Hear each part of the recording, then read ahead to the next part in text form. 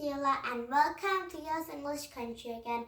An English picture today is Magic Trio Story, Hour of the Olympic Story, and we can history for at chapter 10, They All Here. And in a reading a chapter, there is no chapter now. So the end of reading the stories, I think.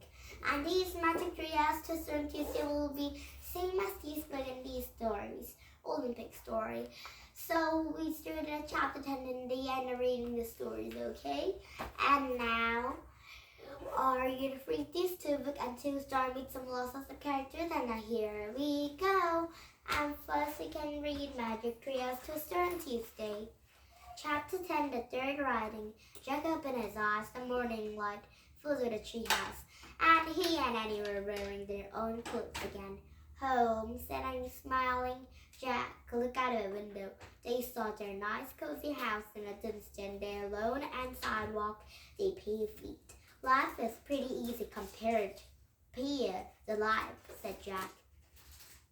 We're lucky, said Annie, and Jack reached into a bag and pulled out a little slate. Our third writing, he said. He added the poem and the last from a Keyville award and a letter from a Roseberry award. Oh, you did just what poem you say you should do. And he said, what do you mean? Jack said, if at first you don't suit it, try again. And he said, you keep trying to make friends with Jab, and you did. I guess you're right, said Jack. You had to get only one more special writing from Morgan's library, said Annie, and I wonder that will help save the Camelot, said Jack, and Annie shrugged. No story, she said. And she and Jack looked around the tree house. Look, Annie said a piece of paper lying in a corner, and she roared aloud, come back early Wednesday morning, Wednesday? Man, it's tomorrow, said Jack. So, said Annie, she stood up on a rope ladder. Not much time to recover, said Jack, and putting in a backpack. Recover from what? Said Annie. The twister, said Jack. Oh yeah, I'd almost forgotten all about that, said Annie, and Jack smiled. Actually, a nightmare of a twister was finding for a memory too. We must try to hold in a good memories. Mrs. Needy had said, we let go of the bad ones, and the kindness of a Will and Kate making friends with Jab, a courage of Mrs. Needy's memories. Jack thought he could never forget. More facts about the twisters. Twisters and tornadoes are fastest winds on the earth. And twister can travel speeds up in a 200 miles per hour, and spinning watch act like a giant vacuum cleaning. Therefore, a movie across the earth, and almost 1,000 tornadoes had a unique stage is here. Now the end of reading this Magic Trios Twister on Tuesday story.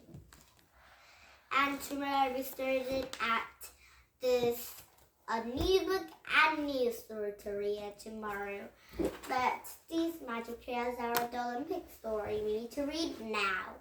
Chapter 10, They're All Here. Jack opened his eyes. It's no dark he could see anything. He felt his clothes. He was wearing his t-shirts and jeans again. A leather bag had turned back into a backpack. Hello, said Morgan Lefley. Her voice came from the corner of a treehouse. Hi, said Annie. Do you have a good journey? Asked Morgan. I did, said Jack, but girls can't do anything from ancient Greece. I did one fun thing, Annie said wistful. I rode a chariot race by a flying horse. They must have been wonderful, said Morgan. You're very lucky to be bringing me to our store at Pagus. Who? Said Jack. Pagus, said Morgan. It's almost a wide-winged green menagerie. Oh yeah, said Jack. I've been heard of him. He filled his backpack and found a score. He gave it to Morgan. He was still barely see the dog. Oh, frightened by enormous, said Annie. I know, said Morgan. Many talented women used to name his past. Her story will be a great item by a cabinet library and plot to help us find it, said Jack. Oh, my good friend Pluto, said Morgan. It was a good greatest thinkers who had ever alive. And the Pegasus is the greatest horse, said Annie. She sighed. And just what I could see him again. You can, Morgan said softly. He's here right now. Pegasus, said Annie. Oh boy. And Annie turned a flashlight and used it to find her way rope ladder, and Jack grabbed his backpack and followed her, and met us both standing to the ground, and Annie shined her flashlight in the dark trees. Pegasus, she said. Where are you, Pegasus? Turn up the flashlight, Annie, said Morgan. She was looking from a treehouse window.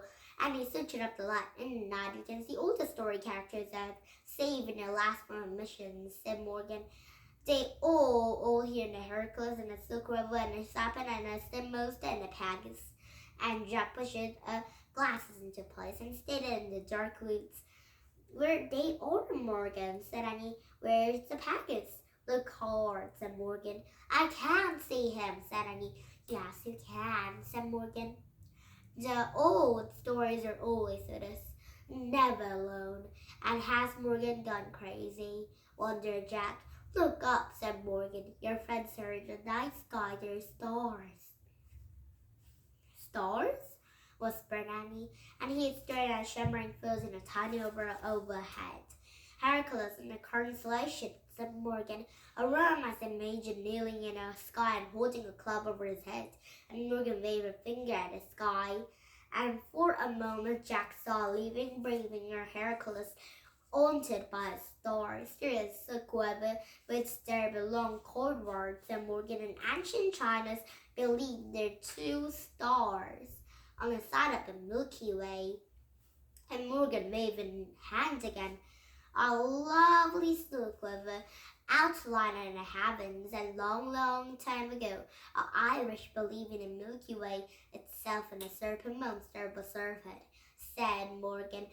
Morgan waved at her hand, and a giant serpent glaring through the sky.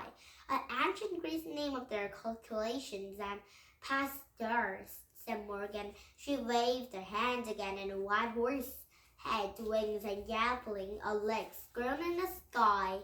I see him, said Annie. She was whispered. I love you, Pegasus. And Jack thought the stars were moving as the Pegasus wearing a black tie. And after a brief moment of silence, Morgan lowered an arm. A night sky became a flood of glaring stars again. You have done amazing work in a master librarian, said Morgan. I will trust you in my important mission. Just a man. We're going to more trips, said Jack. Indeed it does, said Morgan. Many more. Jack smiled in relief. What are Jack's wishes, said Annie. As soon as I need your help, I will send for you, said Morgan. Go home now and rest. Goodbye, said Annie. Goodbye, said Jack. Farewell, said Morgan. And there's a sun up, a rushing up a wind, and a blur of a bleeding night. Morgan let fly, and a magic chaos vanished. And the night was still. Home, said Annie. Sure, said Jack. As they walked between the trees and a frog creek in a pitch black, and Jack couldn't see a thing. But he could, said Annie, to turn on the flashlight for once. He wasn't worried about finding the way home. He thought someone or something was landed from him the woods, and Morgan words came him. The only one stories always with us, though never alone. And Jack and the stars again, they're beginning to fade, growing light up down. And but here up the breathing, a giant wing somewhere high above. Oh wow, it's a Pegasus. And you love this horse, and Jack loved it too. And the horses are flying up to the sky, so it's my favorite thing in this book. Now, did it happen? Yes, English, can you come back with some new book and new stories tomorrow, okay? And now, thank you for coming to my YouTube, and please thumbs up my YouTube, and bye for now, and have a nice day every time. Bye-bye!